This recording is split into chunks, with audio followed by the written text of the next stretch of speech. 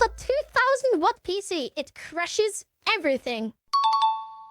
Wait, I think it's literally my PC. It's literally my PC, except I have Intel, because I'm an Intel fangirl. The best gaming CPUs are... I think. The thing is, back in the day, let me go unk mode for 1 second here. Back in the day, the monster PCs weren't just like, oh, the best GPU, and that's it. It was 4 of the best GPU, all tied together with zip ties. Now, today, to get the best GPU, you just spend $2,000 or whatever to get the best GPU, and that's it. Back in my day, back in unk day, we would use quad SLI. There are 3 main things that I use my PC for: gaming, video editing, and 3D modeling / rendering. Those first 2, my maxed out mini PCs, have always handled really well. Like, the best gaming CPUs are only 8 cores and under 100 watts, and the fastest GPUs can actually fit and be cooled in a lot of these really small cases with a little bit of extra work. Video editing as well, I mean, I use DaVinci Resolve, which is super heavy mainly on the GPU. Well, hey, first tip I'd give to you, Optimum, switch to CapCut on the phone. CapCut on the phone. Bless. GPU. So my current rig, which has a 9800X3D and a 5090, it's pretty much maxing out my workflow, except for 3D rendering. It's something I'm doing a lot more of lately, and something I really enjoy. Can wait. For 3D rendering, does multiple GPUs matter for 3D rendering? The latest renders I did for the Zero Mouse, for example, were really taxing on my system, and I did find myself compromising here and there. I wouldn't mind having a bit more horsepower for that area of my workflow. That's I also crazy. just honestly have been itching to build a super overkill mid-tower PC, because I feel like it's been actually forever since I've done that. So perfect timing, some new parts came out, and I built this. It's the most power-hungry, most expensive PC that I've ever built, and hopefully the fastest as well. The CPU that I'm throwing in this Overkill mid-tower build is the new Threadripper 9980X from AMD. Has 64 core. That's this entire budget. That's like a $12,000 chip, by the way. Wait, he has 2 of them. Is this guy okay? This is like a $20,000 chip, by the way. Like, what do you need? It was 128 threads, and it's running on their latest Zen 5 architecture. Think of it as 4 9950Xs fused together. If you think the 5090s are nothing compared to this. It was the Threadripper 9980. What's the price? It's $5,000 per. It's $5,000. 9950Xs fused together. You get 4 times the cores, 4 times the L3 cache, and it also has quad channel memory support as well. I'm not gonna lie, Okay, let me guess. Let me guess what he's gonna do. He's gonna do the Threadripper 35090s. I'm surprised he doesn't use like a Tesla though. You can get the Tesla GPUs, NVIDIA Tesla. I don't know what GPU is better for 3D rendering. I'm guessing at least 128. At least 128 of RAM. What is the Tesla GPU? Tesla GPU is like data center GPUs. It's like a data center GPU. Just like just way more. It's a bit worse for gaming, but it's better for being a data center. But it's like 5 times more expensive. Price of this CPU alone, you could build a couple really high-end complete PC builds. So yeah, it's not cheap. But also, is it justified for certain workflows where you can see a huge boost in productivity and the chip ends up paying for itself really quickly? Data center GPUs are only good for LLMs. The data center GPUs have been around for 30 years. Like the Teslas are old. Like they were around long before LLMs. Yeah, I think so. Although this isn't a gaming chip, that is something that I'm interested to test out as well, because it is something I do a lot of on my main system. The peak boost clock is listed at 5.4 GHz, which doesn't sound too bad, but it also supports overclocking, so I'm thinking we might be able to squeeze a bit more out of it. The board that we're using is the TRX 50 Aero from Gigabyte. I've always really enjoyed how these Aero boards look. It's just a super clean white and silver aesthetic, and the slot spacing in particular here is perfect for what I have planned.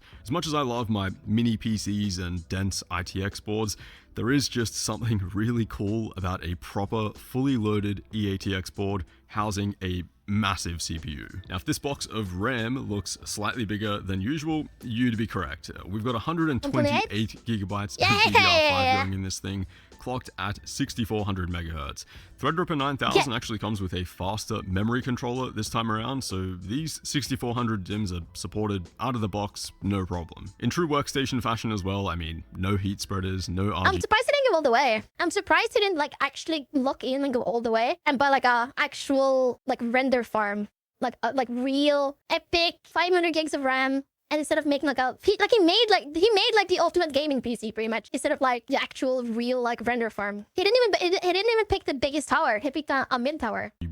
Just the way I like it. And then we also have a bunch of storage that I'll be throwing in here as well. 8 terabytes of Samsung 990 Pro. If I don't end up needing this system, these won't stay in here, but I'm personally feeling optimistic. 8 terabytes is usually a good amount for my daily rigs. Next up, we've got the case, and I'm not gonna lie, this was a kind of a tough choice because there aren't that many mid-tower cases out there that get me really excited to build in, but I saw the new Evolve S2 I think maybe the 9980 X3D from Fantex come out recently, and yeah, it's not bad. Very clean, not too oversized for a mid-tower. You've got this full glass enclosure with this kind of unique bottom to top airflow design. More cooling? Looks pretty neat, you know? and actually it's 2000 watts. It's literally a space heater. It's not running 2000 watts constantly, of course, but that's like an actual space heater. Actually quite different from everything else out there. When I went to install the motherboard though, I realized I had made a huge mistake. The motherboard actually doesn't fit. This case doesn't technically support eATX motherboards. There's this part of the bottom shroud which just prevents the board from meeting the standoffs. To be honest, I think this is a huge oversight from Fantex. I mean, this case is more than big enough, and I've built in plenty of mid-towers that support these larger eATX boards. I have a couple other cases that I could use, but none as unique and clean as this one, and I've already built in them. So I decided to bust out the Dremel and try buffing down that part of the shroud. Although it looks like metal, it is actually just plastic, and it seemed to be working. Luckily, it was actually enough to get the board fully installed, and was definitely worth buffing out. You can't really see it too much, and things here were starting to look pretty clean. For the CPU cooler, I'm using this dedicated Threadripper cooler from Silverstone. It's a 360mm liquid cooler with a huge cold plate for the massive heat spreaders that you'll get on these Threadripper CPUs. Regular liquid coolers only cover a portion of these CPUs because they're so massive. So something like this, we're going to be extracting as much heat as we can from this chip. And then lastly, the GPUs, where we have two RTX 5090s. I've yet to actually run and test out a dual GPU system, believe it or not, so I'm really curious to see what the benefits will be. Aside from testing the new Threadripper 9980X, this is also what I'm really looking forward to. Again, if there's not much benefit at all, it's back to my dense little mini PC. But if there's a big enough difference, I'm thinking it's time to upsize. I mean, 2 has to be better than 1, right? Each 5090 here gets a full-speed PCI Express 5.0 x16 connection and a 600 watt cable. And having them stacked in this system like this, I think it just looks so sick. For me, I think I've realized it's not actually so much about the form factor of these mini PCs that I've enjoyed so much. It's actually the density and the way everything fits together so efficiently. Although this is over 5 times the size, I have to admit it does kind of satisfy that same itch. It still looks pretty neat, pretty clean, and really overkill. But how much faster is it? Alright, this thing is all set up and it is very interesting. First thing I did was actually overclock the CPU. I know overclocking 64 cores sounds absolutely insane, and when you see the stock power consumption at 350 watts, it's kind of like mind-bending. Like, how does a CPU pull 350 watts? But it's actually a big, beefy chip, and when you look at the temperatures, there is so much thermal overhead to take advantage of there. I mean, if you want to get the most out of the chip, you can actually do quite a bit with overclocking. What does that mean, though, in terms of performance? Well, in Cinebench, the rendering scores for multi-threaded CPU are 5.5 times faster than my mini PC. I know there's a lot more hardware here, and there's like 8 times the CPU cores, but still. I mean, this chip is the most expensive part of this PC by far. Kind of mind-bending when you see scores like that. It is also good to see the single-threaded scores still keeping up, despite being a much larger, much more complex CPU. Now, I'm not using Cinema 4D or Redshift for rendering, I'm using mainly Blender, The performance there too is pretty shocking. I mean, maybe it's not shocking given how much hardware this thing is packing, but man, I've just never seen my own renders run this fast on any PC. Like the speed that I can organize the lighting and the scene and the animations, it's just so much smoother with that extra GPU. I'm surprised it waited so long to do it though. Like why, like the 9980? I think next gen is coming soon. Like it's like, he's like buying, and then 5090 is already 1 year old almost, no? Like you should have waited like half a year longer and they got the next generation. Or is that crazy? Maybe not. Maybe there's no more Threadrippers coming up for a while. I guess 8 times the CPU cores. Rendering one of these single frames at 4K ends up being over twice as fast as my mini PC. That's actually a really noticeable difference when it comes to how. But it's funny because it's twice as fast. It's twice as fast, but it's also 10 times as expensive. Like interesting, like the cost benefit here might not be that big. Twice as fast, but 10 times more expensive. Fast you can work. Like gains of 30 to 40% are nice when you upgrade your GPU. Maybe you go from 8 cores to 16 cores and get a nice little bump there. This is like a complete night and day difference easily. Over 2x for 8 to 10 years. Do you know what's a 10-year-old GPU today? What's a 10-year-old GPU today? It's like it's a 700 series. What's a 10-year-old GPU today? 10-year-old GPU. And imagine using a 700 in 2024 or 23. What GPU was released 2015? Sales go. Processor 9050. Speed means you can render at higher resolutions, use way less denoising, use higher resolution. People don't want to electricity as reviews. Reminder, this entire thing uses way less power than like a basic space heater. Way less power. This is like not that bad. Like if you have a 3 kilowatt space heater, it's gonna use a lot more power than this. Like it'll not make close. Like this, like you using your microwave probably uses more power than this. Models, yeah, the hardware is expensive. It's a no-brainer there, but I guess this is the first time that I've taken something like this for a test drive and really seen what it can do. It is also the first time that I've seen power consumption this high. At the wall, just the PC alone in Blender with everything at full tilt can pull over 2,000 watts. I do have a beefy enough power supply in this thing which is handling it no problem, but yeah, 2,000 watts, man, that's getting close to maxing out your typical electrical circuits, at least here in Australia. I quickly tested rendering in Fusion 360 as well, which is my main 3D modeling software. Since this is CPU only though, it's very slow on most systems and I usually avoid it, but here, I mean, it's almost rendering in real time. Like, it's just absolutely shredding through these scenes. So, yeah. PCs don't consume that much power compared to something else using your house. It's like, it has 2,000 watt consumption. That's a maximum performance, maximum draw, which you don't do constantly.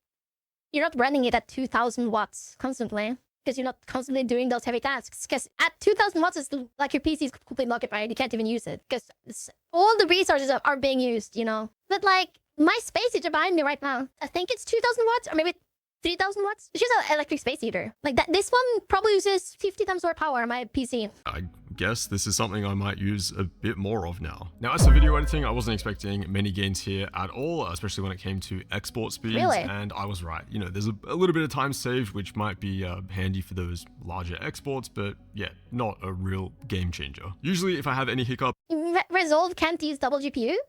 I thought Resolve could use two GPUs. Where is it? Making the PC. No, I have a fucking monster. I have 5090.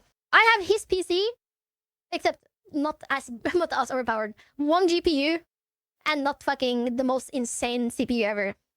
On my video editing timeline when it comes to like, you know, clips not playing back smoothly and stuff like that, it's with heavily denoised footage. So sometimes the footage in those really dark areas can get a little bit grainy. You chuck on what's called a denoiser and it smooths everything out. On this system, I can use... But it's still a... I did. Look at...